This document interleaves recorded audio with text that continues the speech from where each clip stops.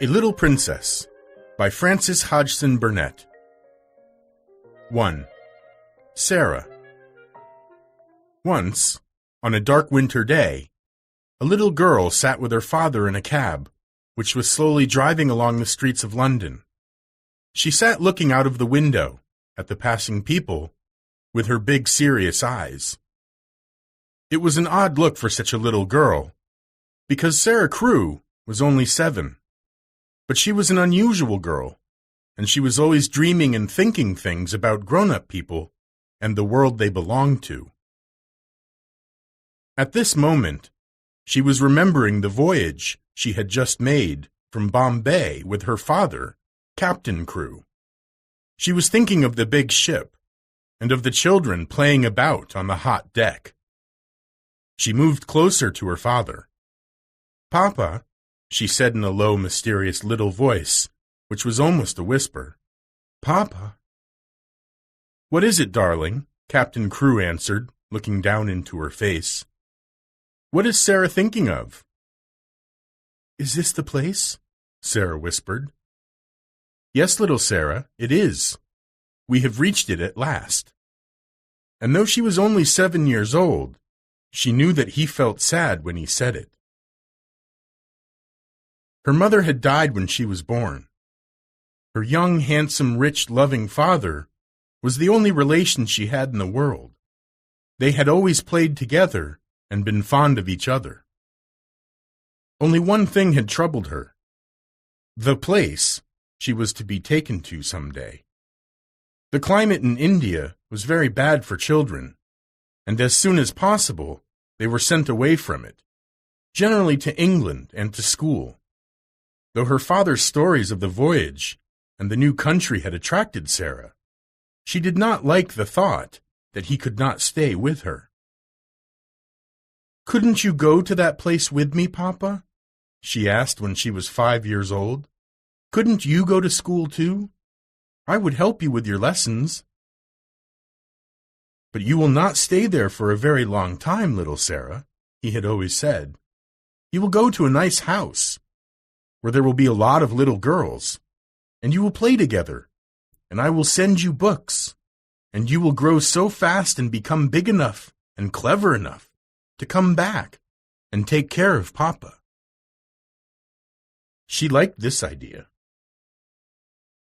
She wanted to stay with her father, to ride with him, and sit at the head of his table when he had dinner parties, to talk to him and read his books.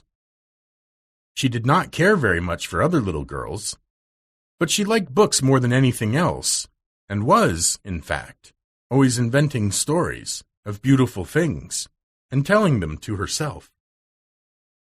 Sometimes she had told them to her father, and he had liked them as much as she did. "Well, Papa," she said softly, "if we are here, we must do it." He kissed her. He was also very sad, though he knew he must keep that a secret. He didn't want to part with his little Sarah, so he held her very closely in his arm as the cab rolled into the big square in which stood the big brick house. On the front door there was a brass plate with black letters: "Miss Minchin, Select Seminary for Young Ladies." "Here we are, Sarah," said Captain Crewe, making his voice sound as cheerful as possible. Then he lifted her out of the cab, and they rang the bell.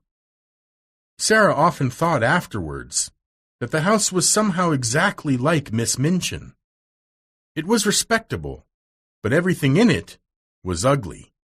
The furniture was hard and polished, the chairs were square, armchairs were heavy and uncomfortable. Sarah did not like the place at once. Miss Minchin entered the room. She was very like her house, Sarah felt, tall and dull, and respectable and ugly. She had large, cold eyes, and a large, cold smile.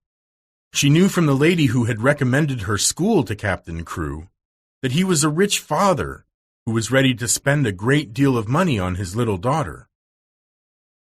"It will be a great privilege to have such a beautiful and promising child, Captain Crewe," she said, taking Sarah's hand. "Lady Meredith has told me of her unusual cleverness. A clever child is a great treasure in a school like mine."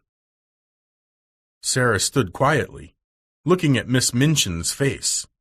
She was thinking something odd as usual. "Why does she say I am a beautiful child?" she was thinking. "I am not beautiful at all. Colonel Grange's little girl, Isabel, is beautiful. She has dimples and rose-colored cheeks, and long hair the color of gold. I have short black hair and green eyes, and I am thin.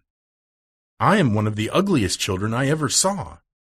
She is telling a story."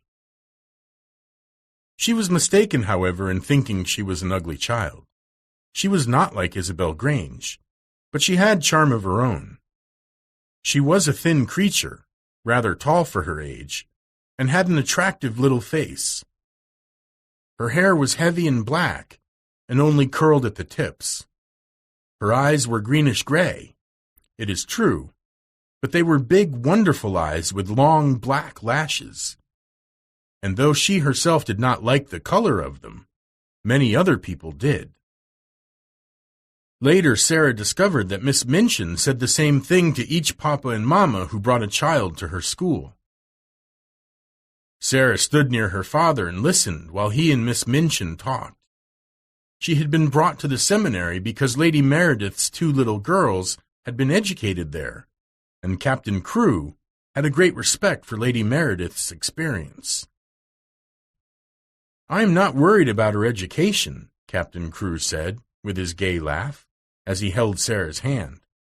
"The difficulty will be to keep her from learning too fast and too much. She is always sitting with a book. She wants grown-up books, great big fat ones, French and German as well as English, history and biography and poets and all sorts of things. Drag her away from her books when she reads too much. Make her ride her pony or go out and buy a new doll. She ought to play more with dolls." "Papa," said Sarah, "I can't have many dolls. Dolls ought to be intimate friends. Emily is going to be my intimate friend." Captain Crewe looked at Miss Minchin, and Miss Minchin looked at Captain Crewe. "Who is Emily?" she asked. "Tell her, Sarah," Captain Crewe said, smiling. Sarah's gray-green eyes looked very serious as she answered. "She is a doll I haven't got yet," she said. "She is a doll Papa is going to buy for me. We will go together to find her. I have called her Emily. She is going to be my friend when Papa is gone. I want her to talk to about him." "What an original child," said Miss Minchin. "What a darling little girl." "Yes," said Captain Crewe, "she is a darling little girl. Take great care of her for me, Miss Minchin." Sarah stayed with her father at his hotel for several days, until he sailed away again to India. They visited many big shops together, and bought many things. They bought, indeed, many more things than Sarah needed. Captain Crewe wanted his little girl to have everything she admired, and everything he admired himself. So they collected a wardrobe much too big for a child of 7. Dresses, hats, coats, gloves and handkerchiefs and silk stockings. And at last they found Emily. Sarah saw her in a small shop. "Oh, Papa," she cried, "there is Emily. I knew her the minute I saw her. So perhaps she knew me, too." Perhaps she had known her. She had certainly a very intelligent expression in her eyes when Sarah took her in her arms. She was a large doll, but not too large. She had naturally curling golden-brown hair, and her eyes were clear, gray-blue, with soft, thick eyelashes.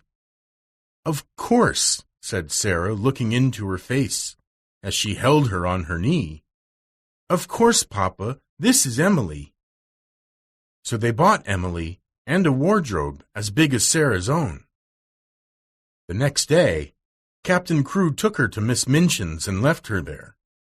He explained to Miss Minchin that his lawyers would give her any advice she wanted, and that they would pay the bills for Sarah's expenses. Then he went with Sarah into her little sitting room to say to her goodbye. Sarah sat on his knee and looked long at his face. "Are you learning me by heart, little Sarah?" he said. "No," she answered. "I know you by heart. You are inside my heart." And they put their arms around each other and kissed. When the cab drove away from the door, Sarah was sitting on the floor of her sitting room, with her hands under her chin, and her eyes following it until it had turned the corner of the square. Emily was sitting by her.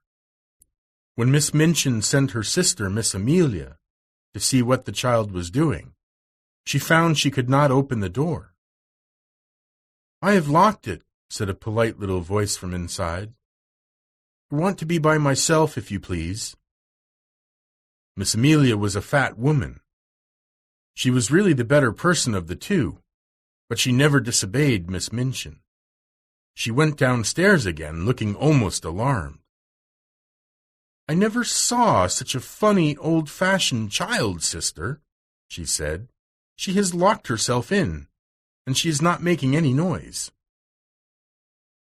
"It is much better than if she kicked and screamed, as some of them do," Miss Minchin answered. "I saw her clothes," said Miss Amelia. "What do you think of them?" "I think they are perfectly ridiculous," replied Miss Minchin sharply, "but they will look very well at the head of the line when we take the school children to church on Sunday. She will look like a little princess."